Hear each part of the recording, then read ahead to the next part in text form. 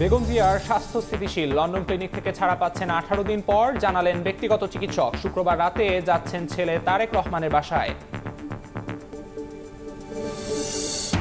মির্জা ফখরুলের নিরপেক্ষ সরকারের দাবি আরেকটি 111-এর ইঙ্গিত। দাবি উপদেষ্টা নাহিদের। আওয়ামী লীগকে পুনর্বাসনের চেষ্টা করছে বিএনপি, অভিযোগ নাগরিক কমিটির।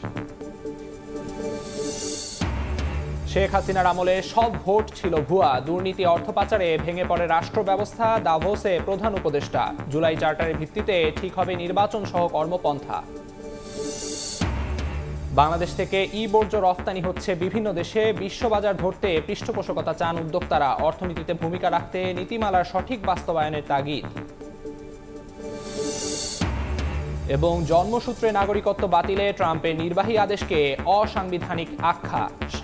সাময়িক স্থগিত করলেন যুক্তরাষ্ট্রের আদালত। আপিলের ঘোষণা নতুন প্রশাসনের।